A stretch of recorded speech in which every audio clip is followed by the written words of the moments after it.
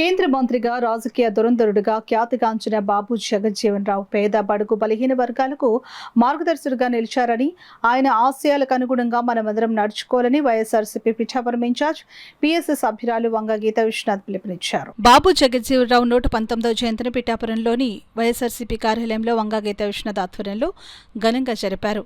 జగజ్జీవన్ రావు చిత్రపటానికి వంగ గీతా విశ్వనాథ్ ఇతర నాయకులు పూలమాలలు వేసి నివాళులర్పించారు. జోహార్లు పలికారు. ఈ సందర్భంగా వంగ గీతా విశ్వనాథ్ మీడియాతో మాట్లాడారు. కార్యక్రమంలో పార్టీ పట్టణాధ్యక్షులు రావుల మాధవరావు, ఎస్ఈసీ సభ్యులు గండేపల్లి బాబీ, ఆనాలు సుదర్శన్, ఉలవల భూషణం, బత్తుల సాయి, పెద్దపాటి నాగేశ్వరరావు, సామరావతి లలిత, మస్సేన్ రెడ్డి, కొత్తం దత్తుడు, జాహర్ అలీ తదితరులు పాల్గొన్నారు.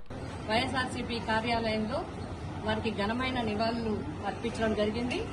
వారి యొక్క ఆశయాలకు అనుగుణంగా అందరూ నడవాలని, పేద బడుగు బలహీన వర్గాలందరికీ కూడా అండగా నిలవాలని, మరి వారి కేంద్ర మంత్రిగా రాజకీయ దురంధరుడుగా అందరికీ మార్గం చూపిన వ్యక్తి, అందరినీ కూడా మార్గదర్శకంగా ముందుకు నడిపించిన వ్యక్తి. అటువంటి వారి ఆశయాలకు అనుగుణంగా మనం పనిచేయాల్సిన అవసరం ఉంది. ముఖ్యంగా ప్రస్తుత రోజుల్లో మరి ప్రజలకి అనేక ఇబ్బందులకి గురవుతున్నారు.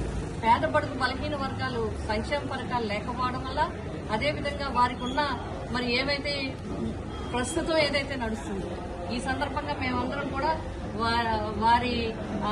వారి యొక్క ఆశయాలను అనుగుణంగా తీసుకుని మేము ముందుకు నడవాలనుకుంటున్నాం. ఏమైతే పట్టాలు ఇచ్చారో ఆ పట్టాలను కూడా ఈ రోజు తీసేసుకునే పరిస్థితికి, ఎందుకంటే ఎవరైనా అన్యాయం చేస్తే ప్రజలు ప్రభుత్వం దగ్గరికి వెళ్తారు, కానీ ప్రభుత్వం చేత అన్యాయం చేయబడితే ఎవరి దగ్గరికి వెళ్ళాలి?